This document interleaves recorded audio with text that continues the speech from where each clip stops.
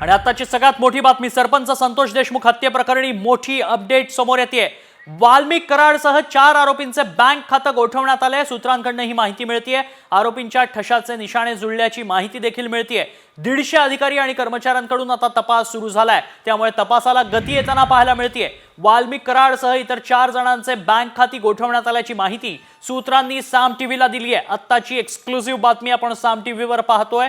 Bank खाती गोठवण्यात आली आहे। आरोपींच्या ठशाचे निशाण हे जुळल्याचंही कळतंय, नमुने जुळल्याचं कळतंय। 150 अधिकारी आणि कर्मचाऱ्यांकडून आता या संपूर्ण प्रकरणाचा तपास केला जातोय।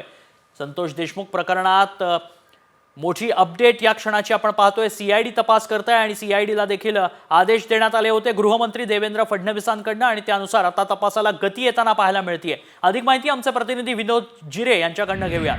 विनोद, काय अधिक माहिती आहे?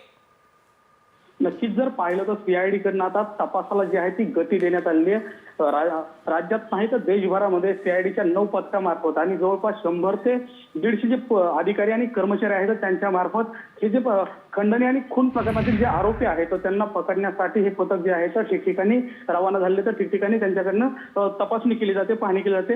आणि त्याचबरोबर महत्वाचं म्हणजे जे हे फरार आरोपी आहेत 4ही वाल्मिक कराड यांच्यासह त्यांचे जे बँक खाते आहेत ते सीज करण्यात आलेले आहेत। आणि त्याचबरोबर जे खून प्रकरणातील जे आरोपी आहेत त्या खून प्रकरणातील जे आरोपींचे ठाशाचे जे निशाण आहेत ते देखील मॅच झाल्याचं सांगण्यात आलेले। दुसरीकडे जे संतोष देशमुख यांना 4 ठिकाणी मारहाण झाल्याचं देखील समोर आलेलं आहे। नक्कीच, पण मुळात वाल्मिक कराड कुठे आहे त्याबाबत काही माहिती मिळाली आहे? त्या संदर्भातला काही सुगावा पोलिसांना लागल्याचं कळतंय। इतर 4 आरोपी, इतर 3 आरोपी त्यांच्याबद्दल काही माहिती मिळाली आहे?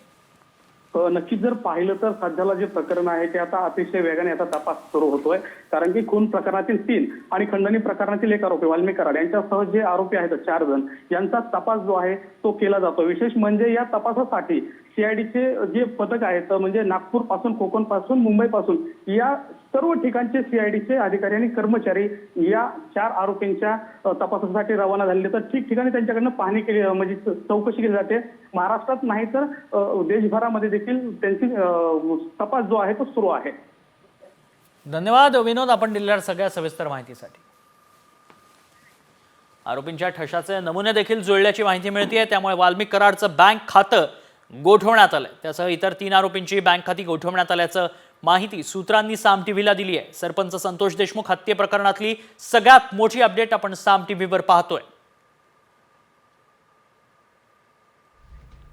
वाल्मिक कराडसह 4 आरोपींची बँक खाती गोठवण्यात आली आहेत आणि या तपासाला आता गती येताना पाहायला मिळते। 150हून अधिक अधिकारी आणि कर्मचारी याचा तपास करतात, त्या संपूर्ण प्रकरणाचा तपास करतात।